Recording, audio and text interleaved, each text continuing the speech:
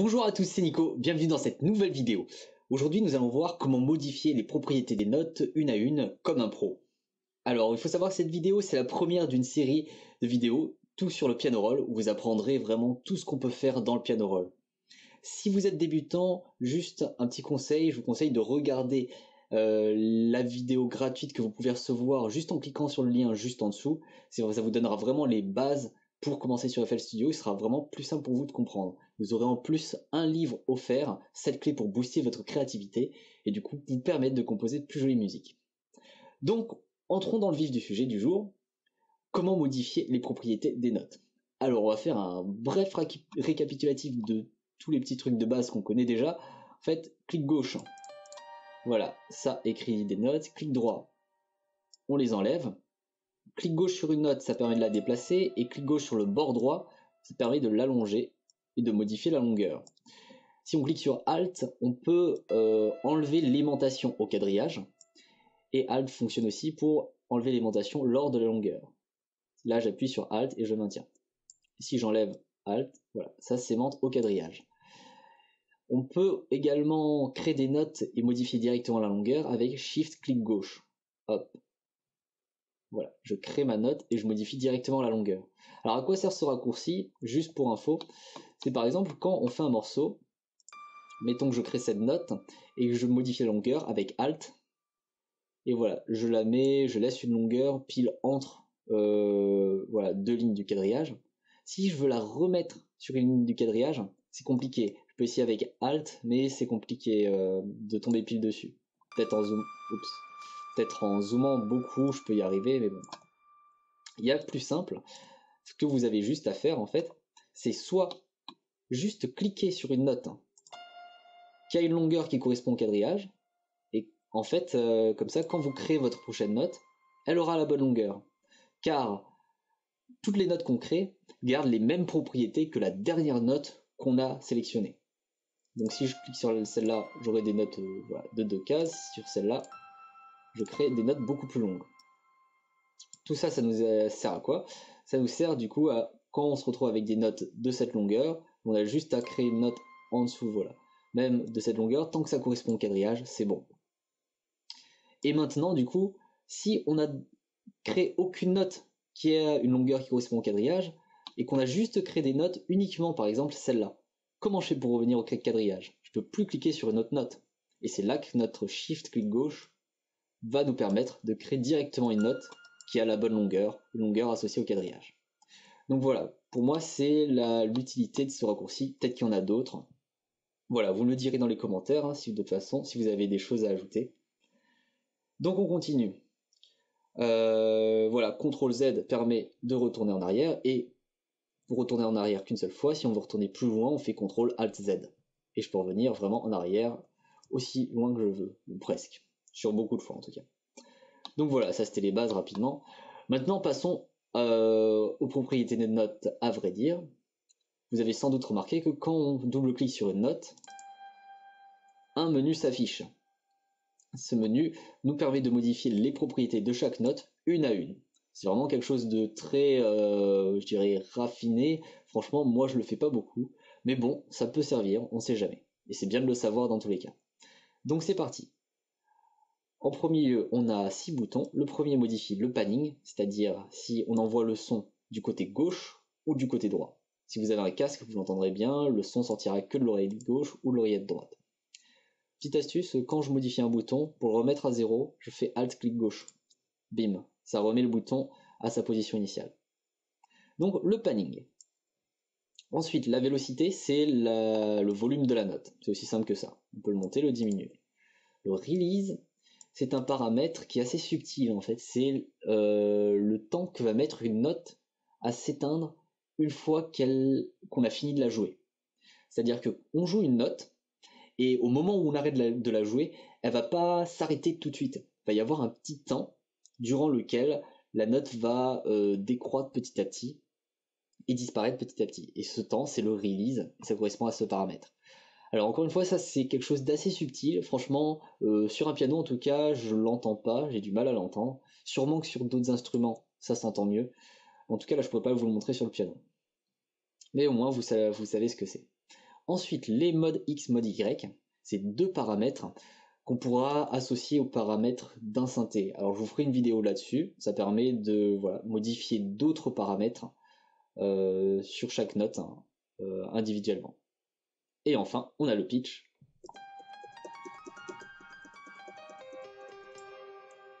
Voilà, qui modifie la hauteur de la note. J'appuie juste sur espace pour jouer la note. Les premiers paramètres, et ici on a deux petits boutons. À quoi ça correspond? Au slide et au portamento. Le slide, qu'est-ce que c'est? C'est quelque chose de très marrant. Alors je vais vous montrer ça. Ça permet de... j'ai enlevé les notes ici. De passer de manière continue d'une note à une autre. Hop. On va écouter ça. Oups. Alors on n'entend pas très bien. Peut-être si je le fais plus tôt. Ouais, on l'entend vite fait. Peut-être plus bas. Ah voilà, là on entend mieux. Si je fais comme ça. Ah voilà, là on l'entend très bien. Donc je sépare bien les deux notes. En fait, qu'est-ce qui se passe? C'est que la première note est jouée. Et au moment où la deuxième note devrait être jouée, la première note continue à être jouée, mais sa hauteur augmente de manière linéaire jusqu'à atteindre la fin de la deuxième note. Donc en fait, ce qui se passe, c'est que la première note est jouée, ici on a un G5, et à partir de ce moment précis, bim, ça va augmenter, ça va augmenter, ça va augmenter, et ça va s'arrêter de s'augmenter pile à ce moment-là. Pour vous le montrer, en fait, c'est très simple. Ici, il n'y a pas de slide. Le slide, voilà, ça s'entend pas, ça fait juste une note. Le slide a vraiment lieu que de là à là.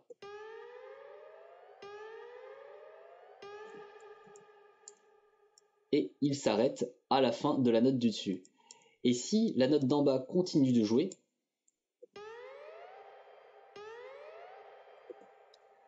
c'est la note du dessus qui va durer. Donc en fait, si je devais tracer une ligne pour le niveau de la note, ça commencerait ici, ça serait un G5, ça augmente de manière continue, hop, ça trace une droite, et ça atteint le G6. Et pour cette dernière partie, jusqu'à là, toute cette partie, ça sera toujours un G6. Donc ça permet de faire un slide, et c'est voilà, c'est un effet qui est assez marrant, assez sympa. Et qui fait des sonorités, voilà, très rigolotes. Le slide, le portamento, c'est exactement pareil qu'un slide, sauf que c'est un slide qui a lieu que sur une ligne. C'est comme si c'était un slide extrêmement rapide. C'est-à-dire que notre slide, il va avoir lieu ici, et dès qu'on va arriver à cet endroit-là, ça va faire ouais, ça va monter très vite et ça va atteindre le G6. On écoute ça.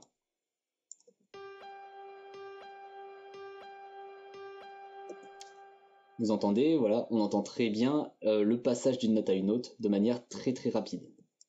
C'est ce qu'on appelle un portamento et ça permet de lier les notes. Généralement, c'est plutôt utilisé pour des violons, donc c'est normal si ça sonne faux, enfin bizarre en tout cas, pour un piano. On continue, on peut changer ici la couleur des notes si on a envie. Et voilà, ma note est violette. Il faut savoir que ces trois derniers paramètres, on peut les changer en haut à gauche ici. Donc par exemple, je peux choisir une couleur et choisir si c'est un slide ou un portamento, et toutes mes prochaines notes vont garder les caractéristiques que j'ai choisies. On voit ici la petite icône du slide qui m'indique bien que cette note va être jouée en slide. Je peux jouer un portamento ici, voilà. On a la petite icône ici. On continue. En dessous, on a des informations sur la durée de la note, quand est-ce qu'elle commence. Alors ici, c'est pas des minutes et des secondes, c'est une durée qui est en mesure et en temps. Donc là, on voit la note commence à la deuxième mesure, au troisième temps, et qu'on n'a pas de fraction de temps. Donc on vérifie que c'est bien vrai. Là, elle commence. C'est cette note, elle commence à la deuxième mesure, c'est marqué là, mais on voit pas trop à cause du curseur. Au troisième temps, je vais zoomer en fait. Voilà, deuxième mesure, 1, 2, troisième temps. Et il n'y a pas de fraction de temps. Si on l'avait décalé un peu, on aurait eu voilà, une fraction de temps. Et pour la durée de la note, c'est exactement pareil, on peut la modifier ici, si je veux, hop, ma note est plus longue. Voilà, encore une fois, ce panel, franchement, je l'utilise vraiment pas beaucoup, mais bon, c'est jamais, ça peut servir, sûrement dans des cas que je ne connais pas. Les propriétés de l'ENODE, je les modifie plutôt dans cette partie en bas, qu'on appelle l'éditeur d'événements. Ça va nous permettre, voilà, de modifier les propriétés qu'on vient de voir, enfin certaines des propriétés qu'on va voir, de manière plus rapide. Alors tout d'abord, cette partie on peut la bouger avec un clic gauche, on clique sur la barre ici. Si je double-clique, hop, ça disparaît. Enfin, ça se referme. C'est pareil si je fais Shift Entrée. Shift Entrée permet d'ouvrir et fermer cette partie-là. Alors à quoi sert cette partie? Vous remarquez qu'il y a des petites barres. Ces petites barres en fait représentent le volume de la note, comme c'est indiqué en haut à gauche ici. Velocity, c'est le volume de la note. Donc pour modifier les petites barres, j'ai juste à faire un clic gauche. Je peux maintenir pour modifier la hauteur. Et voilà, je peux même faire un clic gauche continu, voilà, pour modifier la hauteur de toutes mes notes.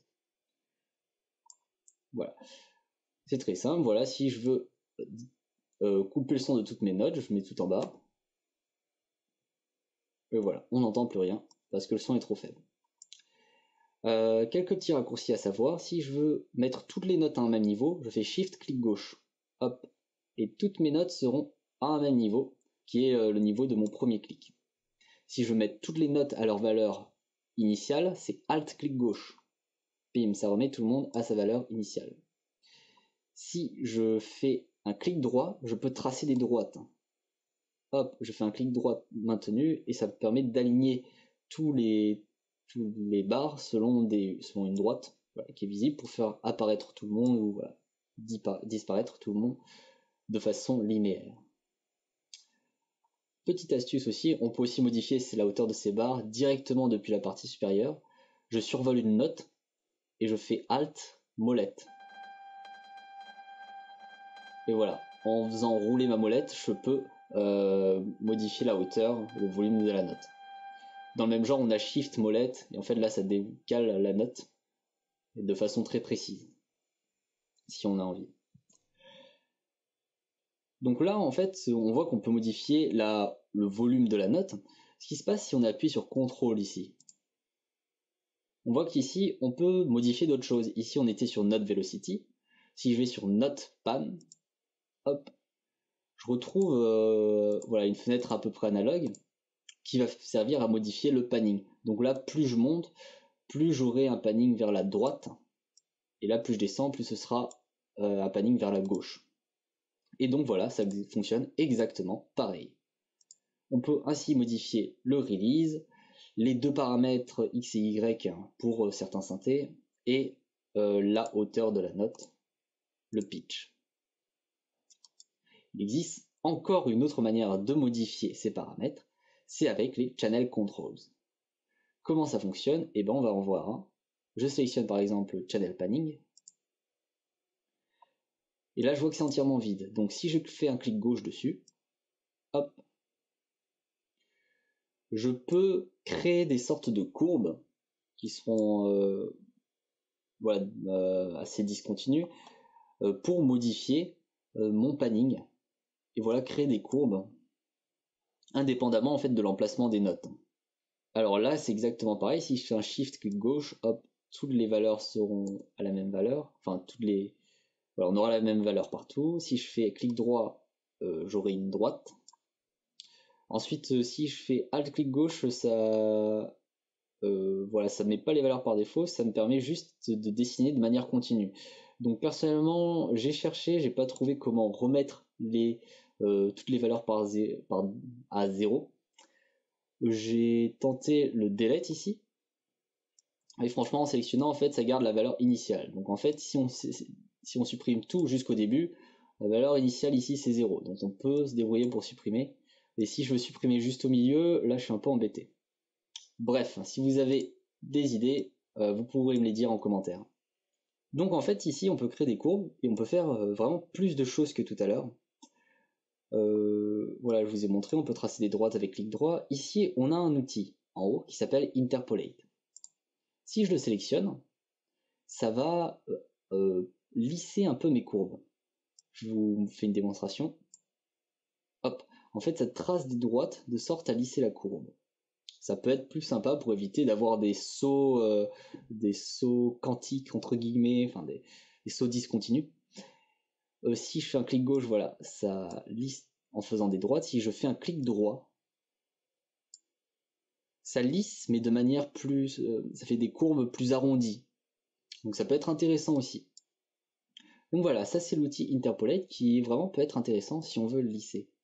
Une autre matière de lisser plus directement, c'est d'utiliser l'option dans le menu ici, Auto Smoothing. Si je l'active, qu'est-ce qui se passe quand je dessine une courbe? Voilà, comme le nom de l'option l'indique, ça lisse automatiquement. Ça peut être intéressant aussi. Enfin, on arrive bientôt à la fin. Si on va dans Edit, dans le menu ici, on peut voir ici qu'on a Insert Current Controller Value. Ça va nous permettre d'insérer la valeur actuelle du paramètre du channel rack dans notre éditeur d'événements. Alors je vous explique. Je vais enlever l'autosmoothing, ça va être plus simple à expliquer. Donc voilà, j'ai mon panning qui varie selon cette courbe. Je vois que dans mon channel rack, actuellement, mon panning pour cet instrument, il est pile au milieu, donc il est à 0. Si je fais le raccourci qui est indiqué, celui-là c'est marqué à côté, CTRL-I. Si je fais CTRL-I, hop, la première valeur à gauche devient la valeur la valeur actuelle du channel rack. Donc ça permet voilà, de transférer directement une valeur ici dans la courbe ici. Alors encore une fois là ça met directement la première valeur, mais bon, vu qu'on ne peut pas trop faire de copier-coller directement, je ne sais pas comment étendre cette valeur à tout le reste.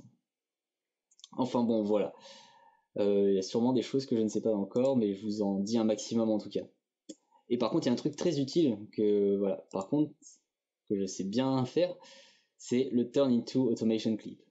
Alors ça c'est super cool de savoir qu'il existe. Quand on le fait en fait, je clique sur Accept, je vois que ma courbe ici du panning a disparu. Pourtant là je suis bien dans le channel panning. Et où est partie ma courbe? Et bien en fait elle s'est transformée en Automation Clip, qui sont selon moi beaucoup plus pratiques à utiliser pour modifier les paramètres d'une note. Personnellement voilà, j'utiliserai plutôt les Automation Clips plutôt que de le faire directement dans le piano roll. Bon voilà, ça c'est mon utilisation personnelle. Peut-être encore qu'il y a des choses que je ne sais pas. Sûrement qu'il y a des choses que je ne sais pas. Mais en tout cas, voilà, on a pu exporter notre courbe dans la playlist sous forme d'Automation Clip. Ça c'est vraiment génial. Allez, juste avant de se quitter, un dernier petit détail. Je refais une autre courbe ici. Si je vais ici dans Contrôle, hop, on voit qu'il y a deux catégories qui sont apparues. Alors à quoi correspondent ces catégories? La première, Pattern Control, m'indique si je fais des modifications de certains paramètres sur cet instrument. Je m'explique. Par exemple, si je suis dans Channel Volume, là je vois qu'il n'y a rien, du coup je me dis oh là là, je modifie mes notes et tout. Et quand j'écoute, bah, je me rends compte que le panning il bouge tout seul. Et je sais pas d'où ça vient. Bah, pour vérifier, j'ai juste allé dans Contrôle, hop. Et là je vois que non seulement il y a un petit truc coché ici, mais que dans Pattern Control, ah bah je vois qu'il y a le concert piano, Channel Panning, ah bah ça vient sûrement de là. Et quand je clique, je vois qu'en effet ça vient de là. Donc ça permet voilà, de savoir qu'est-ce qu'on a modifié, qu'est-ce qu'on n'a pas modifié. Et juste en dessous, c'est les endroits où on est allé récemment, c'est une sorte d'historique. Voilà. Bah écoutez, là on a fait le tour des diverses façons de modifier les propriétés d'une note. Alors il y a plein de choses que je savais pas, que j'ai appris en faisant ce tutoriel, c'est intéressant. Donc si ça vous a appris des choses à vous aussi, n'hésitez pas à mettre un like. Si vous voulez encore plus de tutoriels, n'hésitez pas à vous abonner parce qu'il y en aura d'autres. Du coup, on se dit à la prochaine. D'ici là, amusez-vous bien, faites-vous plaisir et à bientôt. Ciao!